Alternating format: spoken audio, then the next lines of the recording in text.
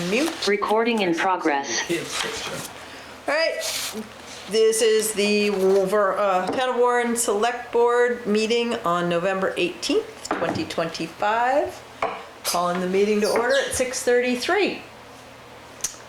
Let's see, any public comment?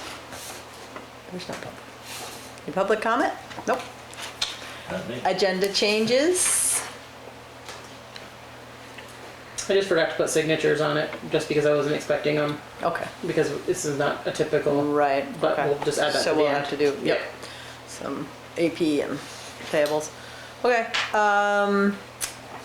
short-term rental application update, Carrie?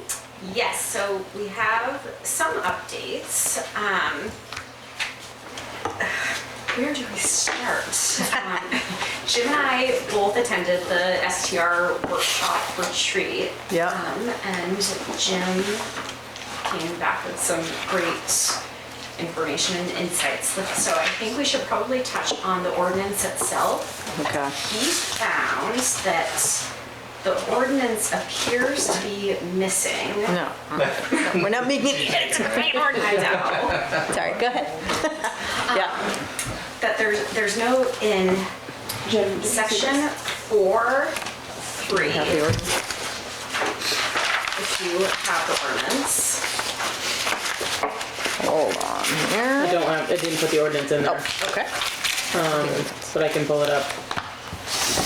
Yeah, that'd be great.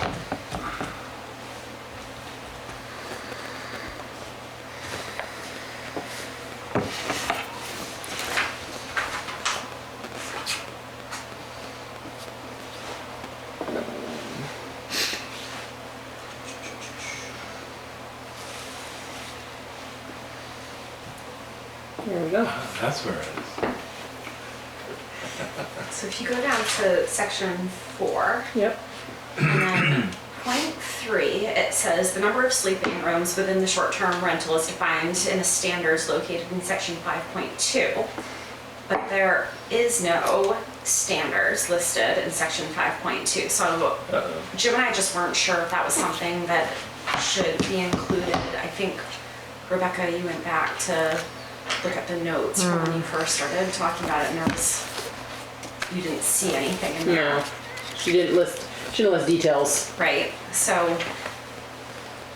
I guess just looking for some insight or guidance on that needs to be included.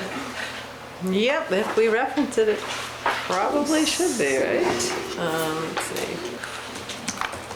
Is that related to the parking spaces to the sleeping room relationship, or is that separate? Just the number of sleeping rooms? Just the number of sleeping rooms. I have a feeling that's why it was in there though, Yeah. was for the parking, and then we took out the parking. Is that, didn't we? We just said a reasonable parking. What did we say about parking? Because I think, We just said that they had to indicate how many parking spaces they had. and I think That was it. maybe the sleeping rooms was in there to do with some things that we took out originally, and then we didn't take out that part. It's just looking, that's not it. Well, it makes sense to me that we would indicate the number, we would have the number of sleeping rooms indicated on the permit. But we It is But referenced referred in to a the definition. application. It asks for the number of sleeping rooms, but we don't have A what definition. that's, yeah. Yeah. I remember we were hung up on that. I don't see anything,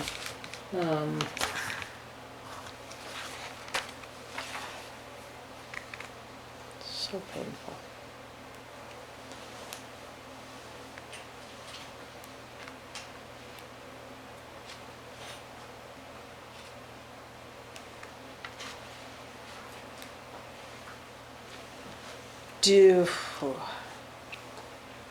Can we, sorry, can you go back up again? oh wait, right here, it says, VLCT suggests setting a standard rule for this, less than one off-street parking spot for every 2 bedrooms.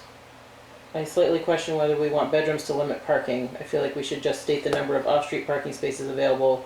They ultimately don't really have control over this either. Right. That's what the VLCT said. Right, but that was relative to the parking, but where we say that we had to find what a sleeping room was, Yeah. basically, right? If I remember right, we were kind of getting wrapped around the discussions of tiny farmhouse Beds rooms. and, versus yeah, bunk with beds. Two bunk and- beds. Yeah, and- yeah, and we I don't- tried to don't know avoid if that- that.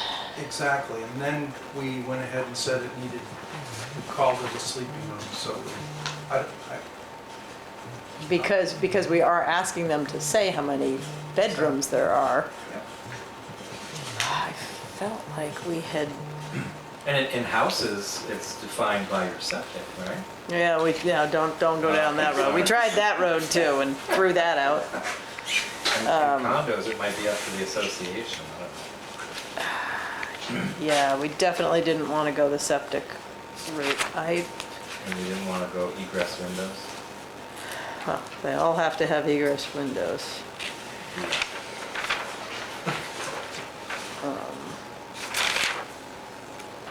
But it can't be just the number of beds.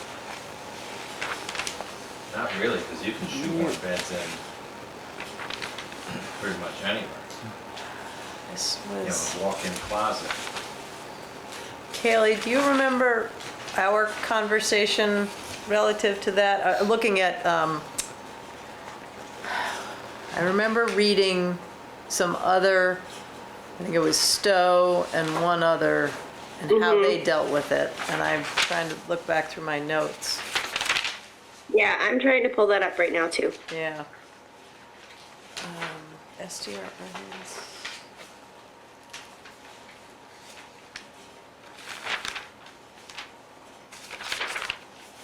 Board review, okay. Definitions.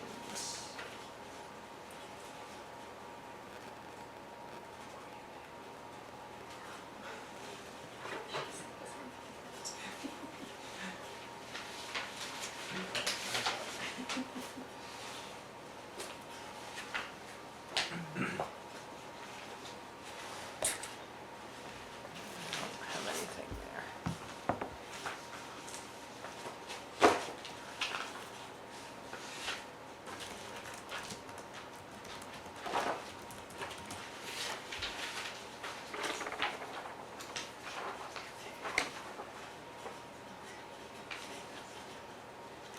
Should we table this for I next?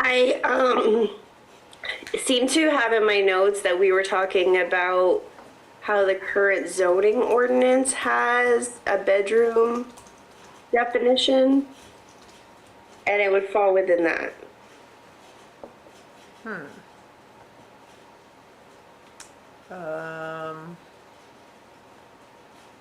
Perhaps that's what we should take a look at then? Yeah, I think so. What, okay.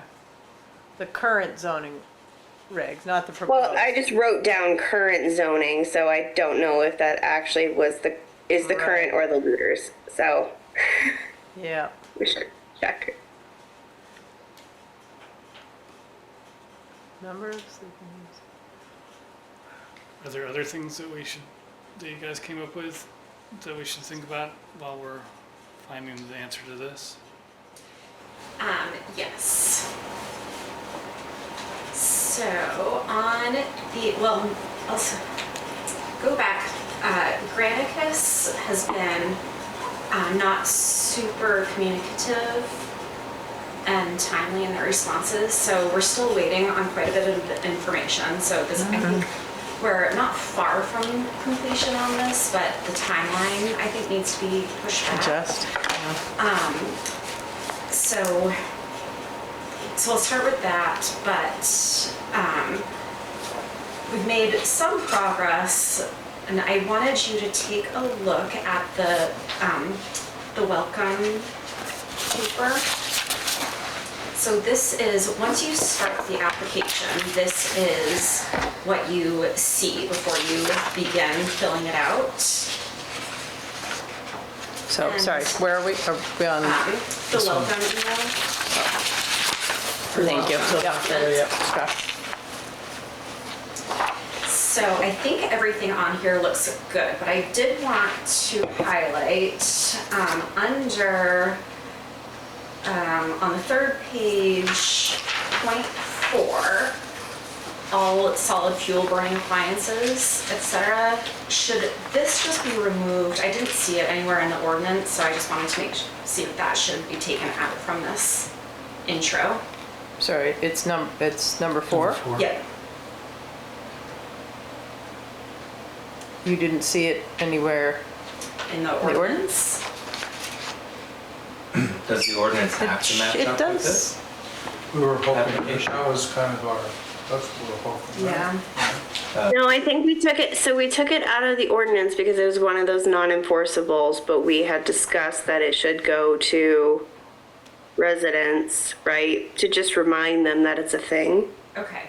Well, This is not, this is not enforceable? yeah, permit application requirements. Well, no, the Station? I think it is. I think it was just like the VLCT had suggested to us that it was like amongst the list of things that we didn't necessarily need to have in reference in this ordinance, The right? town of Warren one, I thought we did. This seems like it's one not of the in most there? important items in the ordinance. Yeah. We took it out? So it's not 4, I could be 5, misspeaking. I just thought that we had taken out the reference to it. Because we had said that it needs to, they need to comply with all of the local ordinances. Can you pull up your STR word? And go to paragraph 4, Yeah, I don't see it. 5C. It's right there. 4, 5C. Town of Warren solid fuel burning ordinance. Isn't that what we're talking about? I think I'm looking at a different copy. Is this August? Should be September 17th. Oh, yep, I'm sorry. My fault. I missed that. Okay. Never mind. Okay, good. Well, if you would like to review the rest of that, welcome, and just make sure that everything checks out. I think we can at least check that one off. So the welcome is kind of an overview of the ordinance? Yeah, before you dive into the application. And then I included a copy of the updated application after we made some revisions from last time. Did you want us to review this right now or at some point? Okay, No. okay, For next time is fine. okay. And same with the application, if you just wanted to do a review on that. The only thing that's missing from the application is we're still waiting to hear from Granicus on if we can include an option, or if we can manually enter either a check or cash payment, or have the credit card payments run through our system. So just know that the payment Okay. info is missing from the application. Because they're suggesting that we go with a different Processing platform. platform Yeah. than we're currently Then using? Express Pay. Because Express Pay doesn't talk to the compliance website or the application website. So, I can give you Kelly's name if you want, and he can write. Who's If you want to. Kelly is the person I work with for, Express Pay. Well, Granicus already told us that they don't work with Express Pay. is the answer. Yeah, Okay. so they want us to sign up for a Stripe. platform called Stripe or Swipe or something like that. Right, yeah. And you know, we didn't really want to bother Dana with this the last week and a half because we knew what the answer was going to be, just because she was just so swamped. So in other words, we would switch everything over to that platform, or we'd have two separate? We would have two separate platforms. Processing Yeah. platforms. So Swipe would be, or Stripe, whatever it is, would be just for the short-term rentals, and then we would leave Express Pay, you know, to people who want to pay their bills online, taxes, stuff like that. So, but we honestly, we haven't wanted to bother Dana with this just because she's been so busy with other stuff. But, you know, we're sort of thinking that we might not launch this until January. So we have some time to let her sort of regroup and get her feet back underneath her. And then, you know, the three of us Then hit can her sit with down and see what that might look like. We honestly didn't want to bother with Dana with this right now. Is there a fee? Yeah, I was just gonna say, I don't know if we ever got the answer to that. I just know from my own experience that okay. there is a fee. Okay, Okay. yeah. With two, Yeah. right? Yeah, I mean, most platforms like that usually do have Yeah. some small fee. okay, so are we getting a sense of are we keeping track of the cost of managing this data? Well, I think Feels like that's there's all these also little pieces that are another like, element Yeah. that I just found out from Granicus, that the two platforms that we're using, Open Forms, which is the platform for the application itself, and then Host Compliance is where all the information lives. yeah, They don't speak to each other, so I know. So even when somebody has submitted an application, I'll get an email notification that someone has submitted the application, but I'm not even able to view that application to review it. So Granicus said that we would set a designated time, whether it's once a month or bi-weekly, for me to export a report from Host Compliance, send it to Granicus, which they would then upload to, or from Open Forms to Host yeah, Compliance. Yeah. So it's, I mean, I think it's going to be much more manual than what was previously anticipated.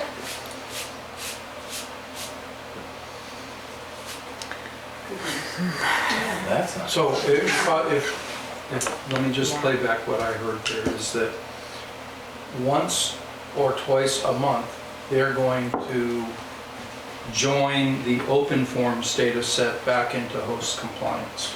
I'll have to export a report to send to them. you'll have You to will do it. export your Host Compliance data set, The Open Forms data set. the open forms data set, then they'll do the merge. Yes. And Okay. why the triangle? Why can't they do it directly? They said that they don't have access to our system, so it has to come from How did it us. become our system? Oh, because the It's our town, the application. town is registering. Yeah, That has nothing to do. Okay, I'm just going back That's to what I- Granicus told us to use this correct. platform that we would have to import data and export to them. It sounds like. Just doesn't seem very seamless, and I'm kind of surprised. Yeah, we found that out at one of our last meetings. We were like, we sort of did like the eyebrow thing to each other, like, huh. And so we sort of were a little bit blindsided by that one. Yeah. We're all So, excited. you know, just, it's a little bit frustrating, because I think that part of the piece wasn't, you know, wasn't reviewed. Doesn't you explain, know? yeah.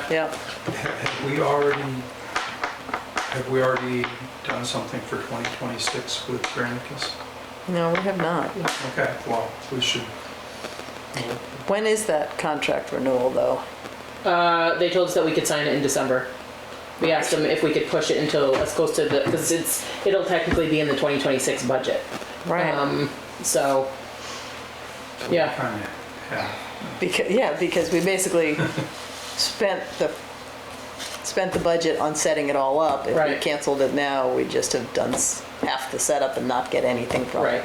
I think if, you know, if we can get in the habit, I say we, Carrie, can get in the habit of, you know, just saying like bi-weekly, you know, she exports, you know, the data to Granicus, they'll update Host Compliance, and then, you know, I don't know, I mean, I'm sort of speaking for you, but I think if they can tell us that report is easy to generate, and it might take you, you know, 5 or 10 minutes to generate that, and that's all you have to do from there, I think I'd be okay with that. But if it entails more of Carrie's time, that's where I would have a bigger problem with it.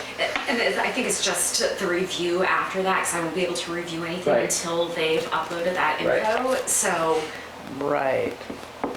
It's more annoying than anything It's just, else. yeah. Exactly. Where if I had, extra 30 minutes, I Right. could just pop in and. Yeah. Okay, so sorry, back to the credit card processing thing. It's another cost that we have to cover. And I think we need to keep track of whether that fee that we created, I think it well covers it, but I'd like us to keep track of it Oh, somewhere. absolutely. Yeah. Is that some Yeah. work that you can do here to? Would you explicitly just add it if they used it? I mean, if they're gonna use swipe, okay, you have to add 1.5% to your application. Well, I know that it works that way. Like if you want to pay with a credit card, then you pay the credit card processing fee. I mean, I don't know how you make that Well- happen here. Well, I think if we use Express Pay that we currently have, it's like an extra 3% that's automatically charged on. 2.5% is Yeah. added, so Right. that the town does not incur that cost. Right. Right, so Taxpayer does. assuming we could do the same thing on Stripe. Yeah. Or if we're using Express Pay, just set it up for Correct. the, yeah. Usually those things you can use, if you use a routing number and a bank account number, No, you that don't, cost is separate fee. it's like 50 cents versus like No, a they- percentage, no. God, come on, Joel. No. There's other That's what he ones that I use. No, and that, exactly, on the Express Pay throughout, because we do not pay for the services of the credit cards. The town doesn't pay anything. All those fees go in, I think it's $2.50 or $4 for a check to be written. But we did not add that banking service on because we didn't, because that's on. Yeah. To Express Pay. But we could add it on if we needed to. We could. And I think that's an option with Swipe as well. Let Carrie and I do some research on, Okay. because they gave us, I don't know, probably half a dozen options to use, but they said that Swipe was probably the easiest. The other question that we don't have from Granicus yet that we're sort of waiting on is there a way that if somebody registers their STR and comes in and gives us a check, is there a way that, Carrie or I or someone can go into their Okay. application and just put that it's been manually paid? Right, yeah, I remember Um, asking them that question early on, Yeah. Granicus that question early on. So, Do you recall what they said? Because they will not answer that question now. Yeah, I kind of recall that they didn't really answer that question.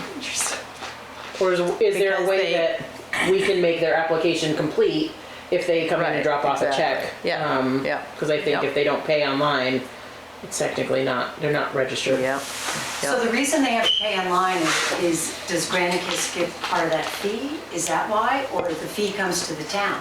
I believe the fee comes to the town. So we could possibly use something that would direct them to the easy pay if we needed to on the form. We could hit the button and pay Yeah, we that can way. link to it. Okay, Yeah. just wanted to say. Okay. So I think that this is sort of, Carrie's argument for why we need to push this launch letter out a little Okay. bit more, because there's so many things. She can't get Granicus to answer questions for her, and it's a little bit frustrating. I think, we're pretty close, but there's just some things that we're So finding what that- do we have as a date right now? We have it, I put a draft of the letter that I would like to send out, and I put the date of January 5th. I was thinking before with the holidays approaching, Yeah. it's letter coming out now is going to get shoved away. Lost. So I drafted a letter that would go to the entire grand list, and that would go out January 5th. And then depending on the response rate that we get from that, could then have Granicus send essentially their version of the letter to the STRs that they've identified, but we would try to hit the grand list first. Oh, I see, okay. Yeah, we had talked about that at the last Right. meeting to try to Right. get that last 15-20%. Yeah. So you're proposing January 5th? Yep. And then we have the deadline of, I think it's February 28th to submit.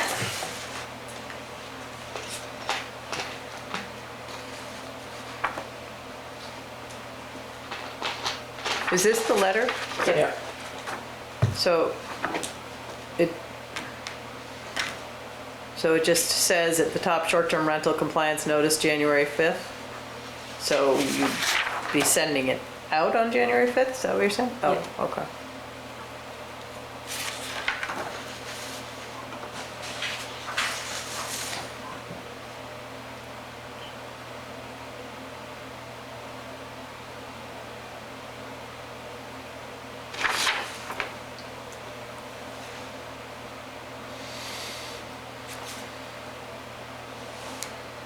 Oh, registration deadline, February 28th, okay.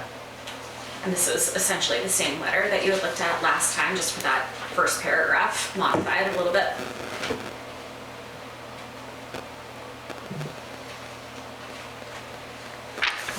What do you guys think? Any comments? Kaylee?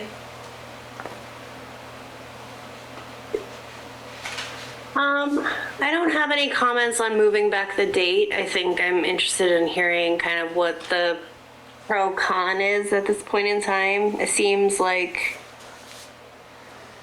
given the circumstances, we probably should push back, but I also feel like we just keep pushing back. So, I want to hear how other people feel about it. Oh, good, Harvey's there. Hi, Harvey. Hi.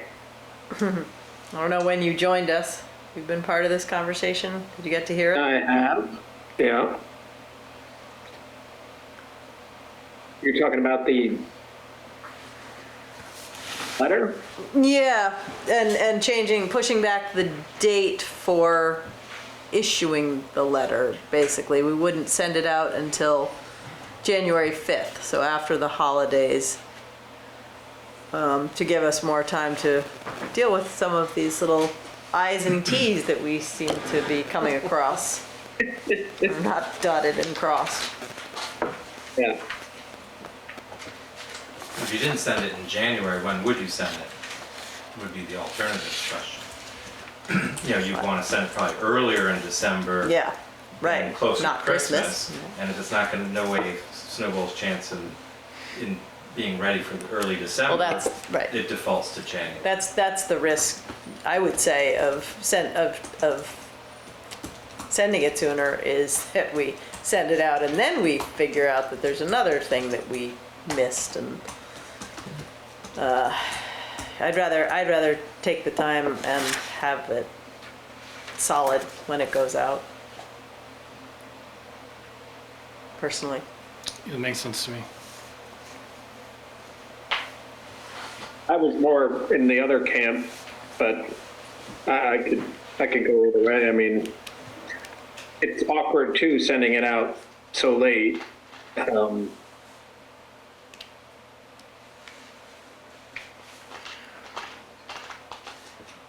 So late, would- meaning because the renewal's October 31st? Yeah. This is the, So Yeah? Harvey? I mean, I read it. I mean, in the links. I'm sure the links would get refreshed. They don't link on the version I have, but I don't know. It reads pretty well to me. Oh, I think, I don't, were you here for the whole discussion? I mean, I think that it's not the letter so much as the issues we're having with, Payment. we have the ordinance itself. We have a definition, or we refer to a definition or a standard that is not actually in the ordinance, so we have to figure that out. And on the application itself, it's just the payment info. We have to figure out the payment piece.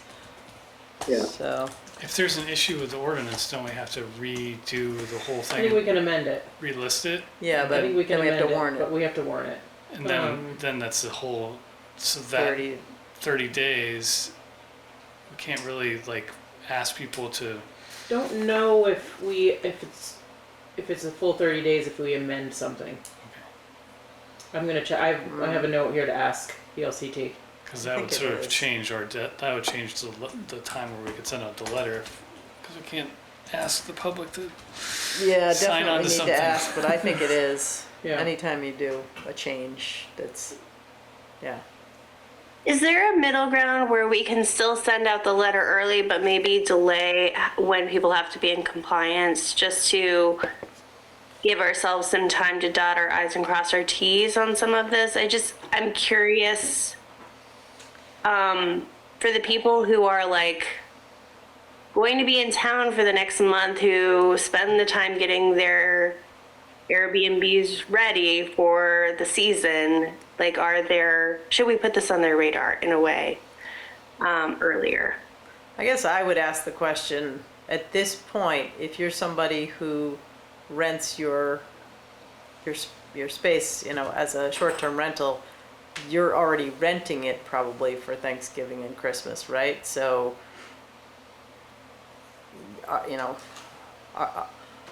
what I'm afraid of is that we get this live and then we have people calling and saying, this doesn't make sense and we can't do that, and Jim?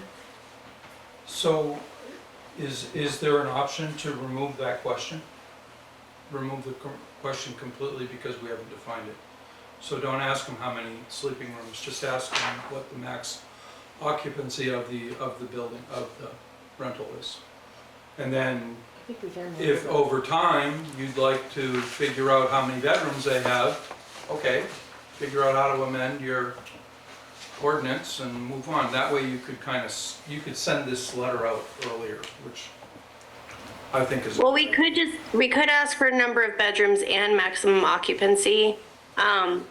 Just recognizing bedrooms is a little bit more limiting than sleeping room is technically, because bedrooms require you to be able to close off from the rest of the space, which if you're in a tiny house, you can't do, right? So I guess my question would be, could we just change the application question to those two things that Jim is suggesting and not we can worry remove about? it from the But application. the issue we have is that in the ordinance, we refer to something that's not in the ordinance. So even if we change. You have to address the ordinance separately. Yeah, we do have to address the ordinance. Just if you wanted to get this letter out there and get people signed up, you wouldn't have any questions about what a bedroom is if you didn't ask the question. No, but if they read the ordinance, they would probably still call out, I would think somebody would call out the fact that we Yeah, referred no, to something that we don't have in there. That's fine. Yeah, well, Yeah, no, that's fine that you. we still hey, need to your work on ordinance is that. wrong, but that's, yeah, we're fixing that. However, you still have to fill this out, and we're not asking you how many bedrooms you have. Is there going to be a time that we need to know how many bedrooms there are? Because I'm just thinking to like have to send out, reissue something. I think the fire department would like to That's- know that, but That Well- would be the one thing, right? Is that But the fire department is not, right now, nothing in our ordinance is specifically related to our fire department except for the wood the fuel woods. burning ordinance.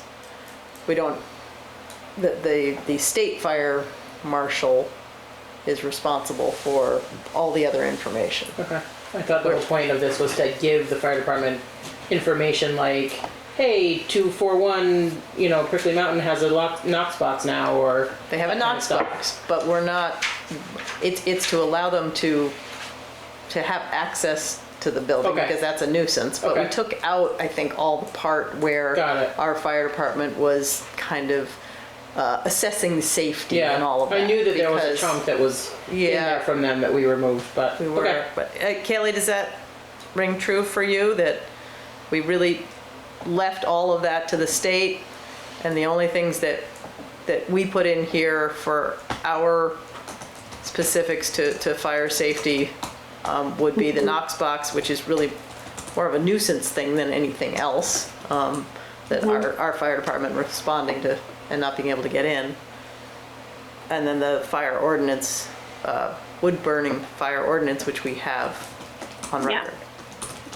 Yeah, that rings true for me. And I would just say that this is this is a license, sure, but if we're just trying to get people to say what the occupancy is and how many bedrooms they're renting, like, I wouldn't worry too much about like clarifying the sleeping room language at this point in time if we can just clarify the permit language, right? Because we're not saying you can't get a license at this point in time, right?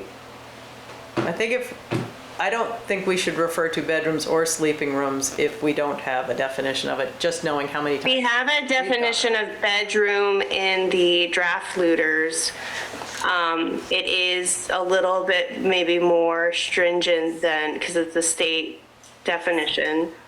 We have no definition for sleeping room that I can see in either the current or the future draft.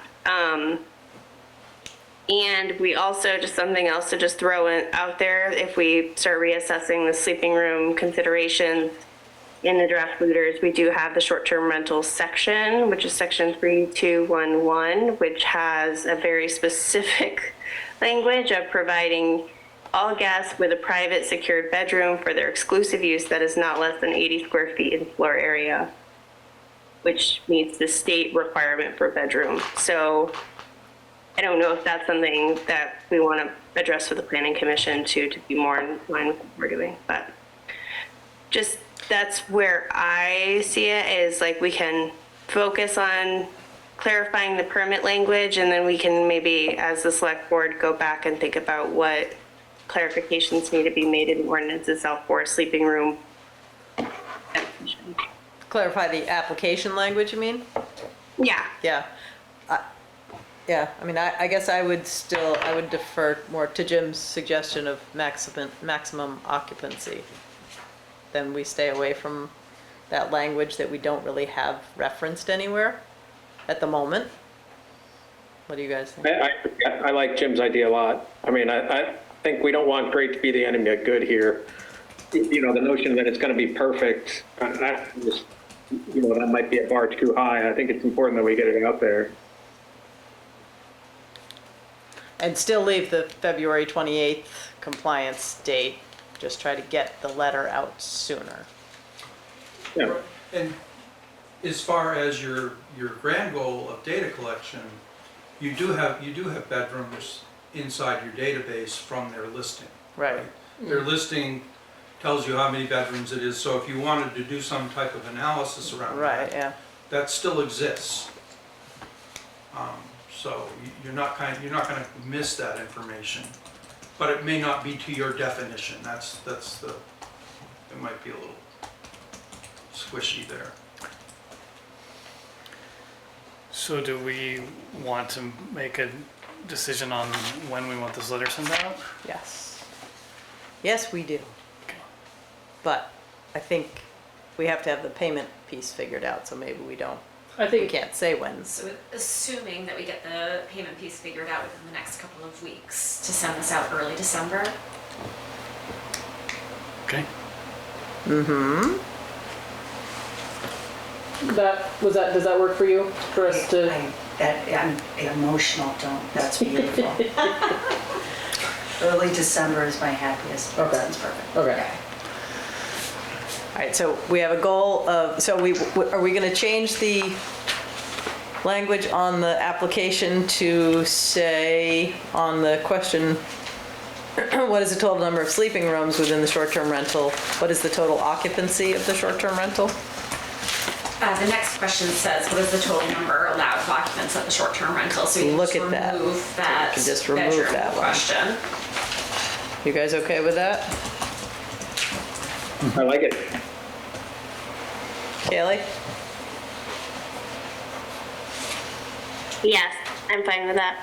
Okay. We remove that, so that takes care of the application. You guys are gonna work on getting the payment information or payment processing figured out, and we have a goal of, I don't even know what, well, December 1st is a Monday or something, right? December 2nd? The application doesn't mention the wood burning ordinance, as an attestation part in the rules and regulations. Oh, is that maybe because you thought that it wasn't in there? Just It should be under the attestation. I don't. Or the, The acknowledgement of short-term rules and regulations, it does not talk about the fire, wood burning ordinance of the town.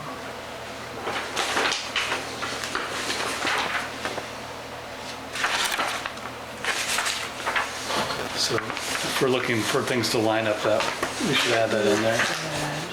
it should say somewhere that it complies with all ordinances of the town, Okay, right? so there's, Yeah, I think that's what it was supposed to say. Yeah, What was it supposed to say? they must comply with all town ordinances.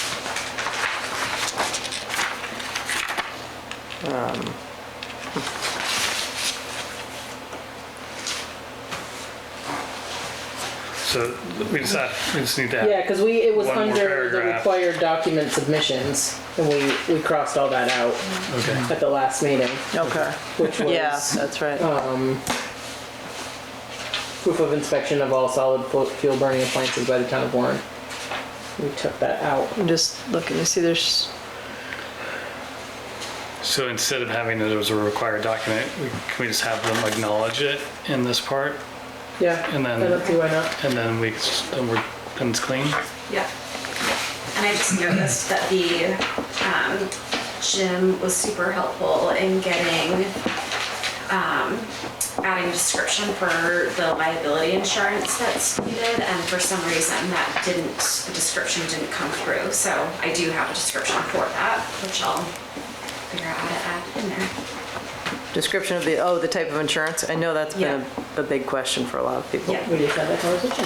So that, I wasn't that helpful. I just copied what VLCT had in their model Okay. ordinance.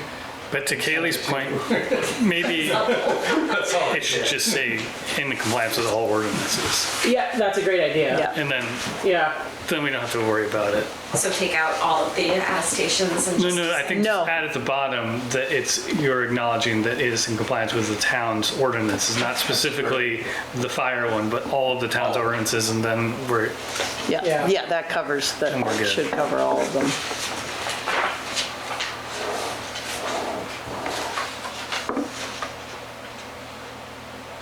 Yeah, we used to have. Is there more that you guys came up with? So what? Is that sort of, Is that your? it? Any other? All right, Boogie along here. yeah, thank you. Great. Purchasing policy? Thanks, you guys. All right, Thank you. so next on the agenda is the purchasing policy, which really has me completely confused.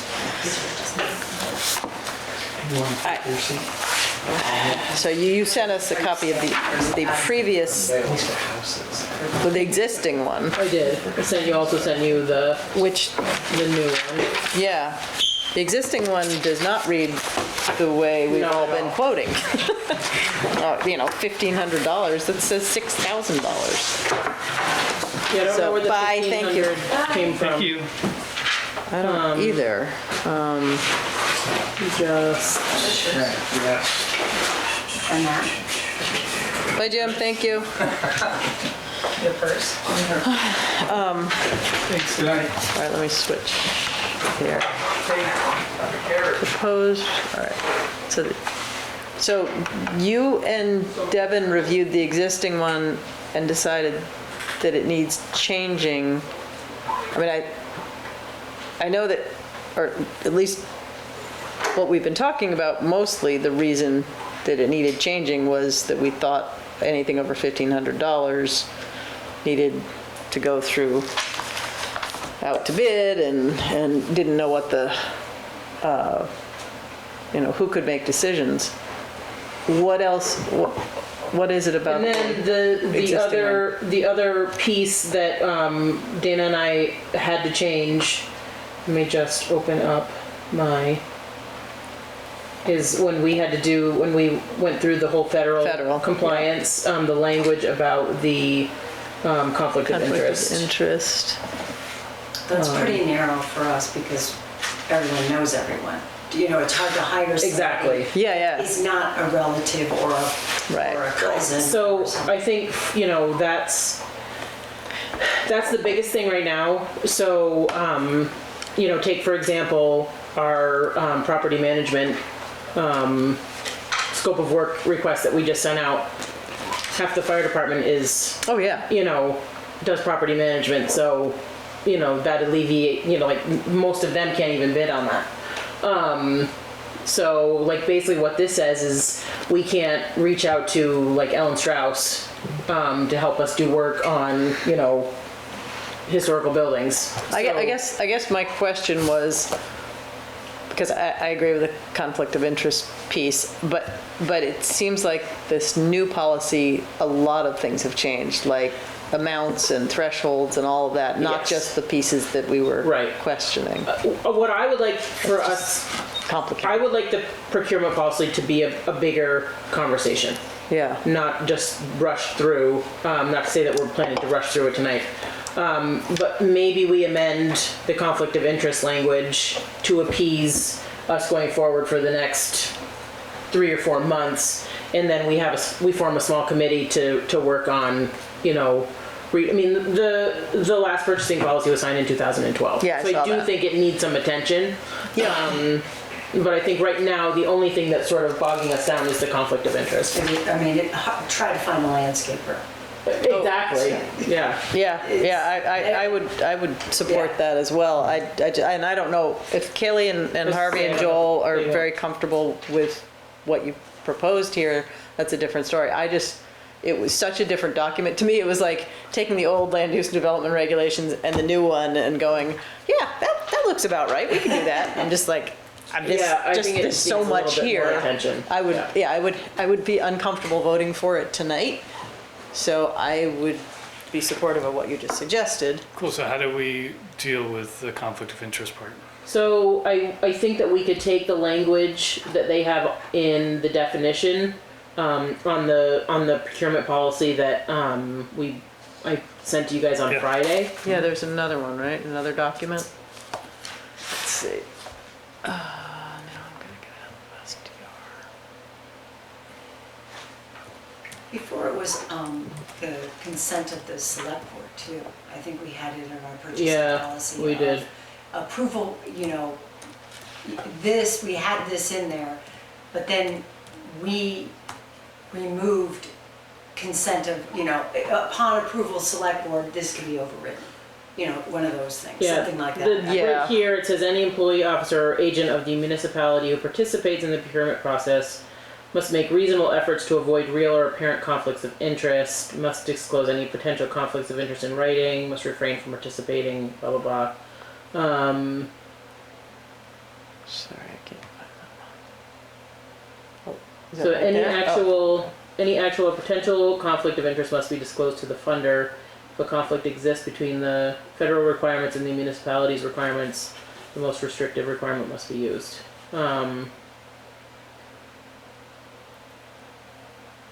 So that's what we signed? So this is the new language in the new procurement policy. What we signed basically says no employee, officer, agent, or elected official may participate in the selection, award, or administration of a contract supported by a federal award if he or she has a real or apparent conflict of interest. Such a conflict of interest would arise when the employee, officer, agent, or elected official, any member of his or her immediate family, his or her partner, or an organization which employs or is about to employ any of the parties indicated herein has a financial or other interest in or a tangible personal benefit from a firm considered for a contract. I mean, that precludes most people. I mean, Yep. who aren't, half of us related to or, partnered with. So we want to keep that existing for federal because we have to. Is that what we're saying? I think that we could adopt this new language, and we would be fine with In federal. place of that? Yeah. Oh. What are your thoughts? Joel? I think it makes, come on, this seems to have more leeway for our small town needs. Right. Whereas the one that was signed in May is a little bit more strict. Yeah. And Rebecca, when he was speaking to Rebecca and I, he said that we had to have certain things in it. Right. But we could widen it, I guess, a little bit because we were a small town and they did take that into effect. But we went right to, And I think what this states is that exactly. if there is a conflict, as long as we're letting funders know Right. and we're being upfront and honest about it, it's okay. So are you suggesting taking just this paragraph, conflict of interest, from the proposed procurement policy for right now and putting it in the And getting, the and existing purchasing taking policy? this piece of paper. Keeping the allowability of costs, because that's one thing that we Hold didn't on, have. hold on. Not this one. Yes. This one? Yeah. Well, what about the existing purchasing? That we didn't have a conflict of interest in that one. This is an It says amendment. conflict of interest. Oh, doesn't it? Yeah. In the 2012 one? Does it have a conflict? Well, Yeah. it didn't appease. So that's why I'm saying, couldn't we just take that paragraph and put it into our current purchasing policy Oh, it and is replace conflict. conflict of interest with that piece? We could.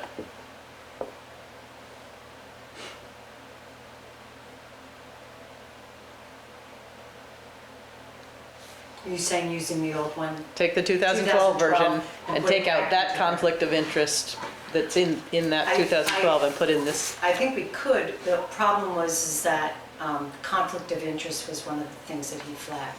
Do you remember that one back? Yeah. And so I think that The new wording on what she just wrote Yes, is a no, better writing. I'm saying of take that new wording and Put just that- replace this.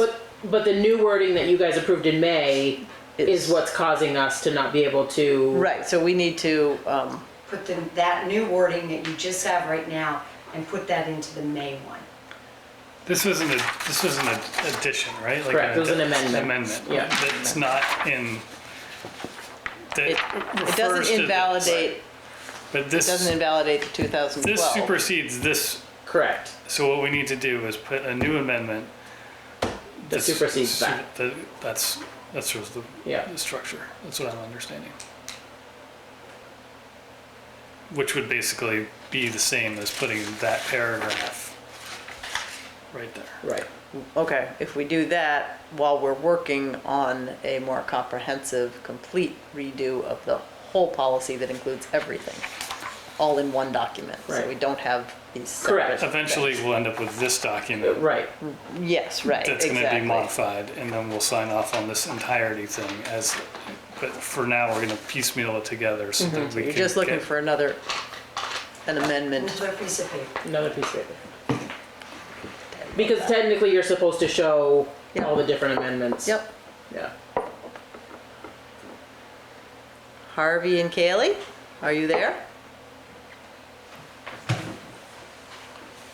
Here, You're, Sleep? Come on, you can't sleep. That's no, not fair.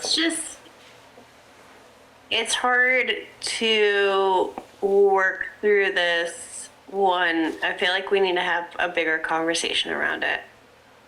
'Cause I keep feeling like conflict of interest keeps coming up as both a problem that we need to solve and we try to solve and then we hit a wall. And so I'm curious, like I understand that there's like some short-term needs for us to change this language, but I'm also wondering if it's if those needs are the reason, like why that language exists in some ways, like, you know, like, are we actually supposed to be doing this at a, Well, I think, I mean, Rebecca and Dana can speak to this, who, the auditor that you, or, right, federal grant auditor who you spoke to, acknowledged that, I mean, on a federal level, it's one thing. In a small town where everybody's related or connected in some way, that kind of boilerplate conflict of interest statement really ties your hands a lot. So, Narrows our field very small. if this is language the language that you have here was recommended is a VLCT. The new right? procurement policy. The Yeah, that conflict came- of interest piece in the Correct. new procurement policy came from VLCT. Straight, yeah. So I feel like that's got that blessing. And where did this come from? That came from the feds. Okay, Yeah. so, and I'm comfortable moving ahead. I mean, I'm supportive of it. I think it's just a matter of us, I feel like I'm supportive of adopting new language, but I am also just asking that we have a conversation around it at some point. Well, I think what we're suggesting is that we make an amendment to the conflict of interest piece, but only because in the short term, while we're working on a complete revision of the total procurement policy. which will also, at that address point, the- give us another opportunity to go into the conflict of interest part if we need to. Correct. So that this whole document we can totally rearrange if we want.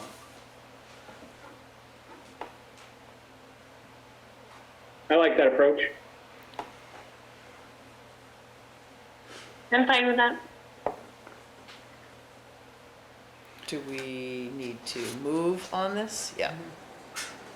Do you want to make the motion, Sure, Joel? so I was make a motion of taking the language from the new procurement policy from VLTC about the conflict of interest and taking and using that statement as to replace the conflict of interest statement from May 21st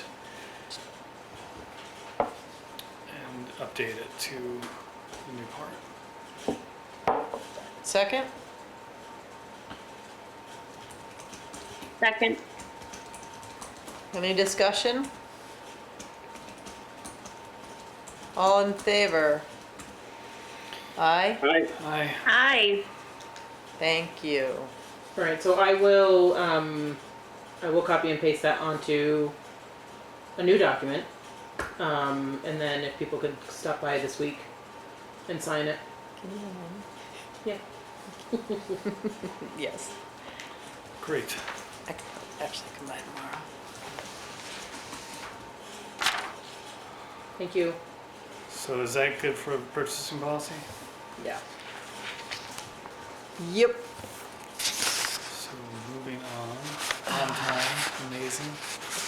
Barely by the skin of our teeth. I can't even find my agenda. Go ahead, Joel. COLA increases for town employees, COLA. What's that stand for? Cost of Cost is of it? living adjustment. adjustment. Yeah. Okay. So I sent you all a spreadsheet, and I think Harvey had some thoughts. And I don't know if Harvey, you wanna take it from here, or you want me to continue to talk, or I don't know. I mean, I know that the town, at least the last 2 years that I've been here, have been generous with the cost of living increases. As we all know, the cost of living in Vermont and the valley alone is skyrocketed. So I think, you all saw the numbers, and I don't know what people's thoughts are. I know The data that I referenced was from the Vermont Treasurer's Office going into effect January 1st for them was 3%. And I did see that there was a recommendation. What did you have? The Northeast Regional CPI was, sorry. There's lots of different measures of inflation, and depending what time period you pick, it's different, and what you include or don't include, there's dozens of different measures, but it's going to be most likely between that 2.8 and 3.2. So I think 3%'s a good number. That doesn't rule out merit increases, but I think if it's going to be a cost of living adjustment, it's hard to pick something that would be much different than actual inflation. Yeah, I think we try to keep those separate. The one of the way that I used it for the cost of living, I put a 4%, but I also used the MVP gold. So if we were just, I don't know what insurance plan we're gonna be using, but I used the MVP gold at. Well, that's what you did in the spreadsheet? Exactly. And Yeah. that's why I did the 4% because it's gonna go up anyways. I mean, not a huge amount for the guys. It's gonna be level funding for the insurance for the people, for the employees, for the insurance. It's not gonna be increased. And then I did 6% because I just felt like writing 6, okay? So maybe somebody correct me. The cost of living adjustment that we usually apply is to salaries, not benefits. Correct. So what we usually do is figure out what that percentage is that's out there, and we all kind of agree on it. And I think we also often take into account that, Vermont and rural Vermont, cost of living, especially in Warren, is high. So we have a tendency to try to weight that regionally, and apply that to across the board to compensation, current compensation rates, and then we have a separate conversation about the insurance.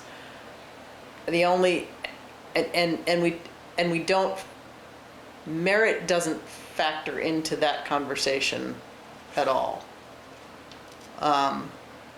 Because we apply it evenly to everybody. Correct. Merit is above and beyond. Yeah, typically. merit is your choice on who you want. If we want to give any merit increases, but as far as I've been here, we've always given a cost of living adjustment That's it. across the board equally.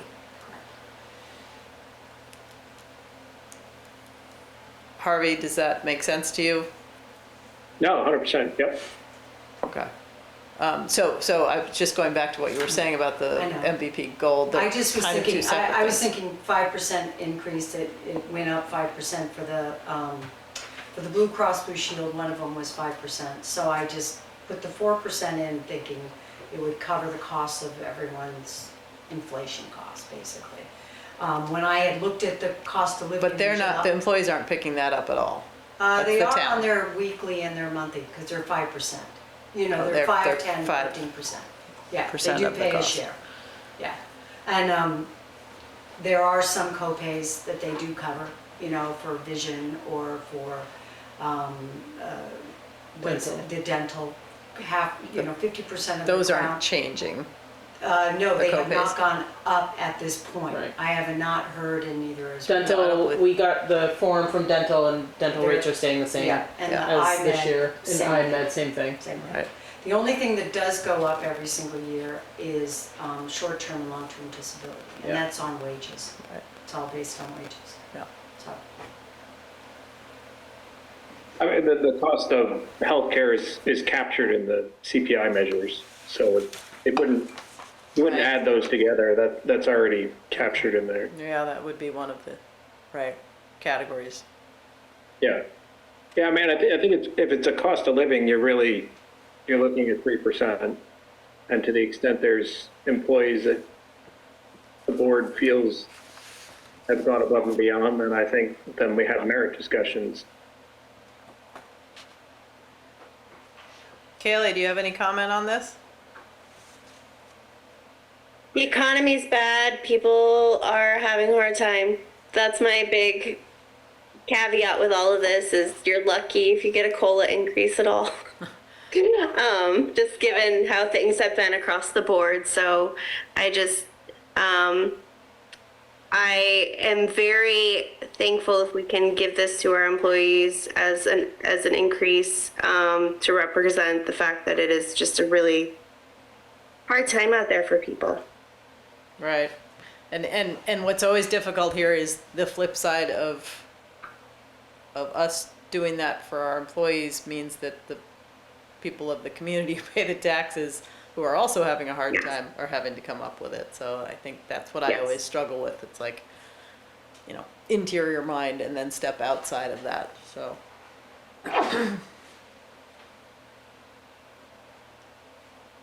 Sounds like there's so let me ask another question.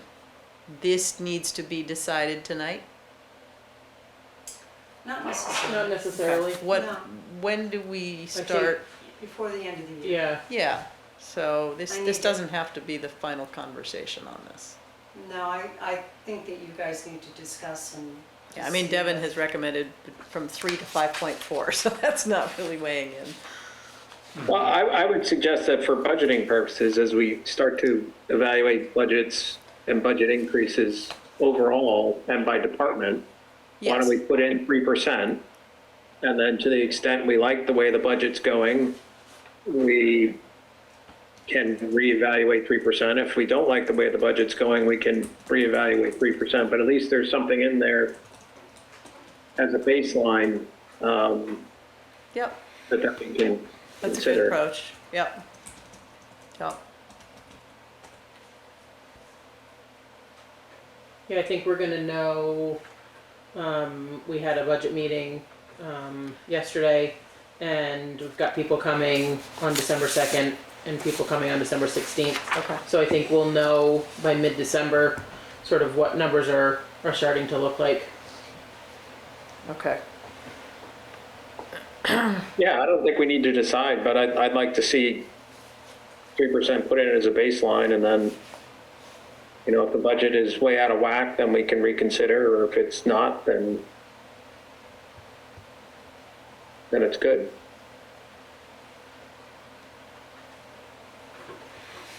I'm into that idea. Yeah, I think it's a good place to start. Yeah, it's pretty I'm hard. supportive of that. Okay, thank you. Thanks, guys. All right, is that it then for, So moving on to the healthcare decision. You need another agenda, Kamal.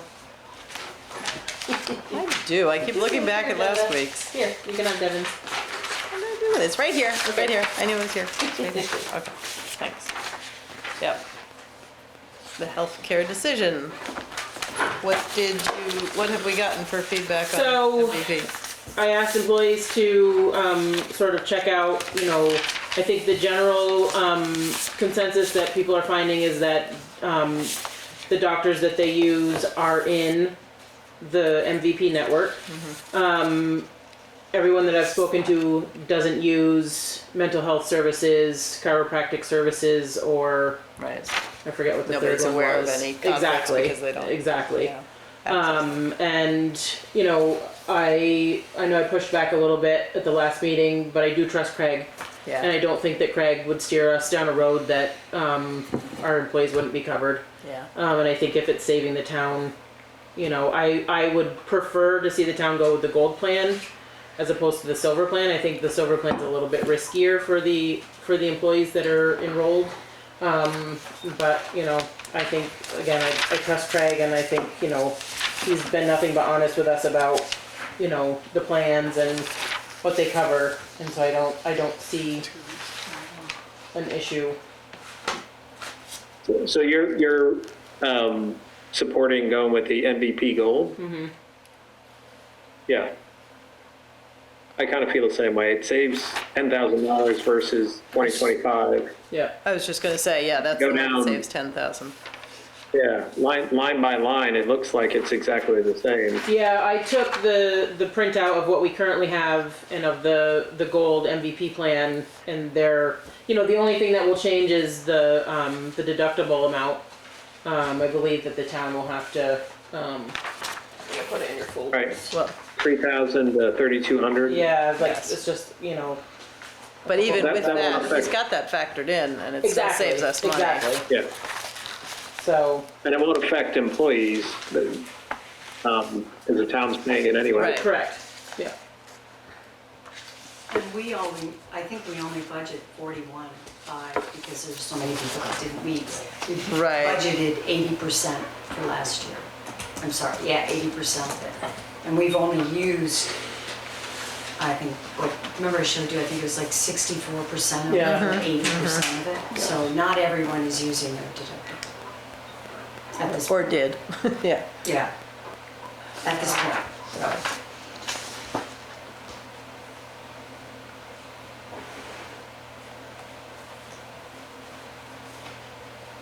Oh, that's the silver. Hold on.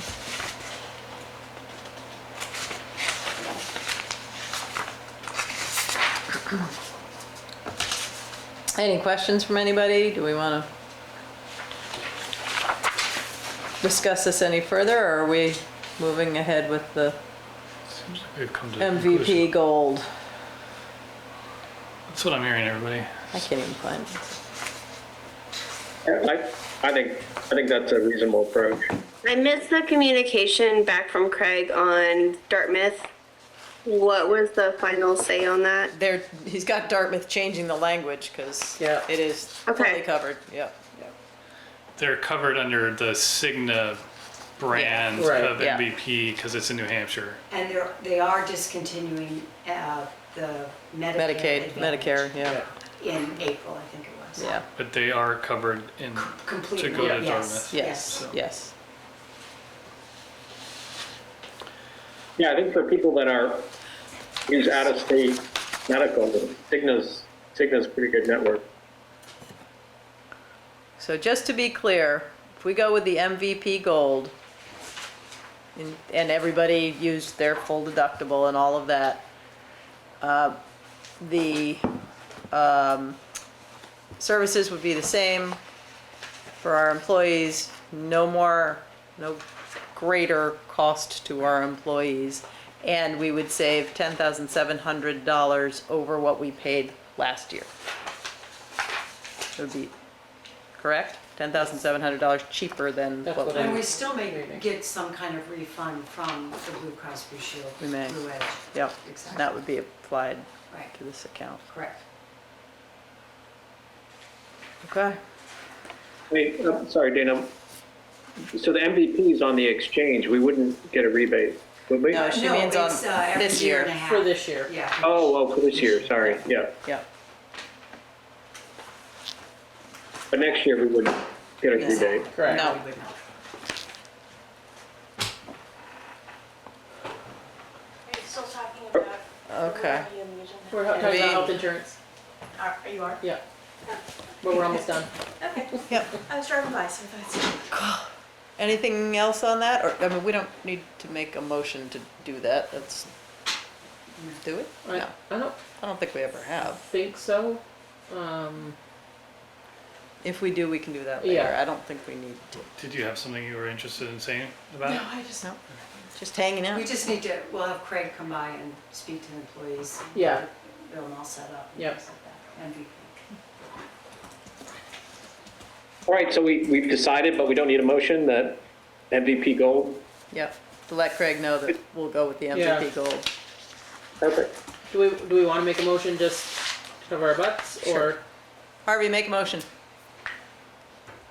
I move to go with MVP gold for 2026. So moved. Second. All in favor? Aye. Okay. Is this ever, can we get a locked in, is it a 2-year commitment? Do we know? Is that what Craig said? Sometimes he does 2-year commitment to. I think because I don't- the health insurance rates are so, cheap. Yeah. Okay, I don't think he can do that for us, unfortunately. I'm sure he'd I don't love think to, the exchange does that either. you know. Yeah, right, yeah. Okay, so our next item is executive session, so I guess. I think we have We should, some. let's sign some stuff first. Okay. Yeah, Um, fine. The only other thing, while you guys are signing, is we need to talk about whether you wanna meet on December 23rd That's and right. December 30th. I do not. Either, Either day? Either day. okay. I could do the 30th, I would not be in favor of the 23rd. It's just a lot going on Yeah, usually that I time of agree. year. In the pile of signatures, you guys, is the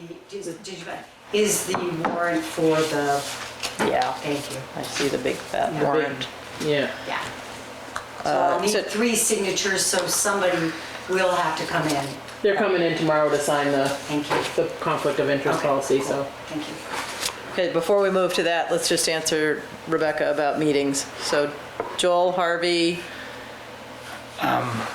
If I have to, I could come in on the 23rd, but I don't think I can.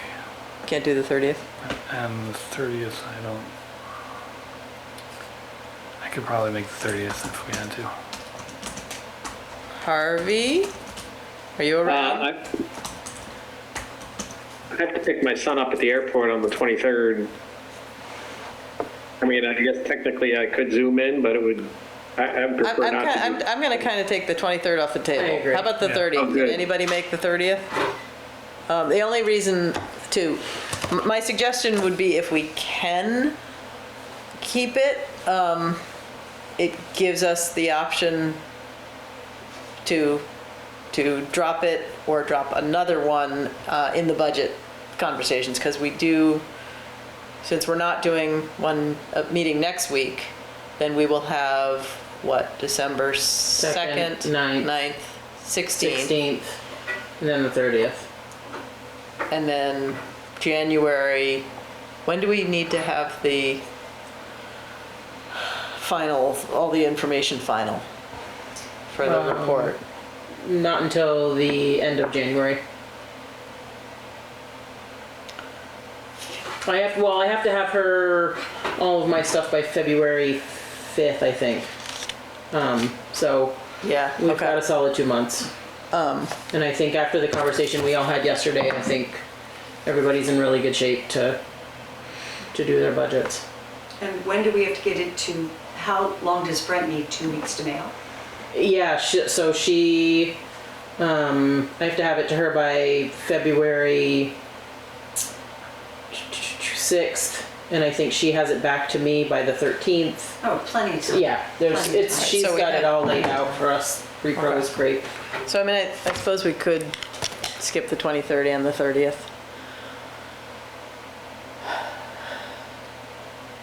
That'd be nice. Okay. And start it in December. And December 2nd? So 2nd, 9th, and 16th, but not 23rd and 30th, and then January, Well, I would say probably be every The week in 9th, January. Yeah, 16th. The I'm out. 16th, I'm not- Dana will have to know, we'd have to make a decision on the COLA, so Yeah. that by the When I time come we have back. the January, for the first January payroll. Oh, payroll, yeah. Yeah, so, but other than that, Right, so that gives us 3 meetings to go Yeah. through budgets to, okay. Yeah. To finalize that number. Okay, so meetings, no meetings, December 23rd and 30th. Wow, we're all gonna forget how to do this, okay. Payroll, do you wanna move those? You wanna do payroll first? Okay, so Move So to you're gonna approve keep the it. amount. move to approve payroll for 19,000, no, sorry. it is- think it is, yeah. $19,379.40. Second. All those in favor? Aye. Aye. Okay, yep. All right, and then what's the AP stand for? Accounts payable. Accounts payable for, let's see, That's a big one. $6,440,423.84. That includes the education fund payment. Second. All those in favor? Aye? Aye. Okay. Approved. Thank you. Thank you. Anything else? If not, we can move to adjourn. To executive session, sorry. Move into executive session. Anybody want to make that motion? Move into executive session. You want me to stay? Yes or no? Second? Second. 12 seconds? Yeah. So you have to Okay. invite it. Oh, yeah, we have to, You have to invite me. Okay. Okay, move to amend that, move to executive session, inviting Dana Lasias, treasurer. Second? Second. Second. Thanks.